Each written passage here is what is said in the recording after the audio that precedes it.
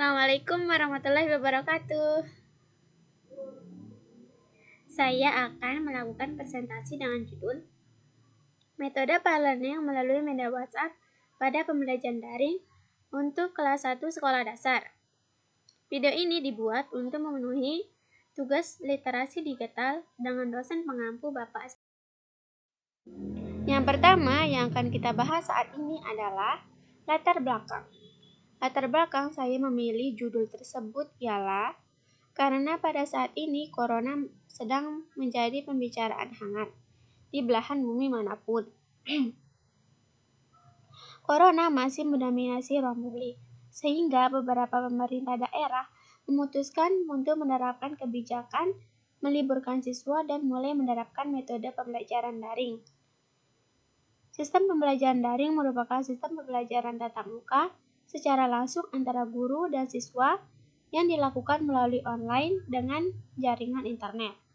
Membahas persoalan pembelajaran yang menyenangkan, khususnya di tengah pandemi, untuk anak sekolah dasar, maka guru bisa menerapkan sebuah metode belajar yang mengasihkan dan menyenangkan, yang berpusat pada kondisi psikologi siswa dan atmosfer lingkungan dalam melakukan proses belajar mengajar yang kemudian dikombinasikan dengan media sosial seperti WhatsApp untuk berinteraksi jarak jauh antar guru dan siswa. Parlearning adalah cara belajar yang menyenangkan dan mengasihkan. Menurut pendidik komunitas sekolah alam, suatu proses belajar yang mengangkat kehidupan secara natural, real, serta indah dan nyaman. Kemudian menurut Tolstoy, belajar yang menyenangkan sangat perlu dalam proses pembelajaran karena sangat membantu bagi peserta didik untuk bisa menjadikan bahwa belajar menjadi bermakna, memberi motivasi belajar dan menyediakan kepuasan belajar. Karena belajar yang menyenangkan akan membuat anak merasa tidak dibebani atau dipaksa untuk. Kemudian menurut Wahlberg dan Grenberg 1997, bahwa lingkungan sosial atau suasana kelas adalah penentu psikologis utama yang mempengaruhi belajar akademis. Suasana keadaan ruangan menunjukkan arena belajar yang dipengaruhi emosi.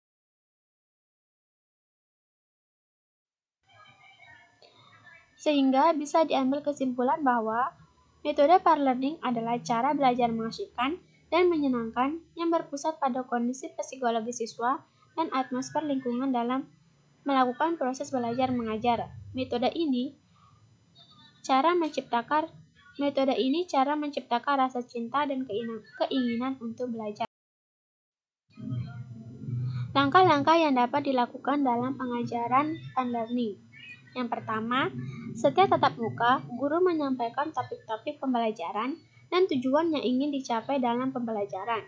Yang kedua, guru memberikan gambaran atau penjelasan tentang materi yang dipelajari. Yang ketiga, memperlihatkan dan menjelaskan keterkaitan antara konsep metode parlearning pada pokok bahasan. Yang keempat, sebelum mengakhiri proses pembelajaran, siswa diberi tugas.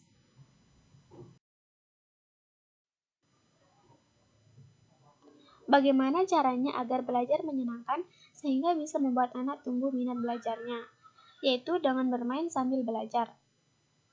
Menggunakan permainan edukasi dapat merangsang perkembangan emosi, perkembangan sosial, dan perkembangan fisik anak. Lalu media apakah yang tepat untuk belajar? Untuk pembelajaran yang memungkinkan anak belajar secara penerapan metode parlearning. Dalam metode parlearning, sebelum memulai pembelajaran, anak diberikan kesempatan untuk melakukan eksperimen terhadap konsep-konsep dasar. Di antara penerapan pembelajaran menyenangkan adalah dengan pujian yang diiringi dengan selingan humor dan menghadirkan bentuk-bentuk permainan sesuai dengan materi pembelajaran. Mengapa minat belajar itu sangat penting? Karena minat merupakan keinginan atau kemauan yang timbul dari dalam diri anak tanpa adanya unsur paksaan. Dengan adanya minat, maka anak bisa belajar dengan menyenangkan karena bisa menimbulkan kesukaan terhadap pembelajaran tersebut. Yang pertama yaitu salah satu media yang tepat adalah WhatsApp. Lalu apakah WhatsApp efektif sebagai media pembelajaran?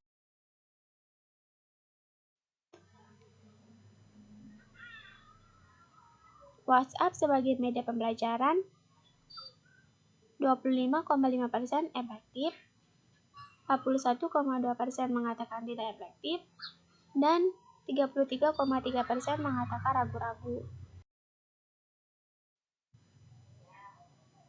Faktor WhatsApp sebagai media belajar yang kurang efektif. Yang pertama, kurangnya penjelasan komprehensif dan sederhana dari guru, rendahnya aspek efektif dan psikomotorik pada pembelajaran. Yang kedua, karena sinyal internet, kesibukan orang tua dan latar belakang pendidikan orang tua. Kemudian yang terakhir yaitu penggunaan bahasa yang bebas. Penggunaan bahasa yang bebas ini karena WhatsApp digunakan untuk menghubungi orang-orang terdekat saja, sehingga anak terbiasa menggunakan bahasa yang non-formal untuk menghubungi orang lain. Lalu solusi apakah yang bisa digunakan agar WhatsApp bisa menjadi media pembelajaran yang menyenangkan? Yaitu menggunakan metode belajar WhatsApp. Fungsinya adalah yang pertama, mengirim pesan, chat grup, berbagi foto, video, dan dokumen. Lalu kelebihan WhatsApp sebagai media pembelajaran. Yang pertama, merupakan aplikasi dengan jumlah pengguna yang tinggi. Di Indonesia, pengguna WhatsApp hampir 147 juta orang, sehingga WhatsApp sangat mudah digunakan oleh siapapun. Oleh karena itu, WhatsApp menjadi alat media komunikasi yang sangat populer. Yang kedua, tidak membutuhkan kuota dan data yang besar. WhatsApp jika digunakan hanya untuk menelpon atau mengirim pesan dan mengirim gambar, tidak membutuhkan internet yang terlalu banyak. Yang kedua, dapat digunakan untuk mengirim foto, video, dokumen, dan voice note, sehingga guru dapat lebih mudah untuk menjelaskan atau menerangkan materi yang digunakan dalam pembelajaran.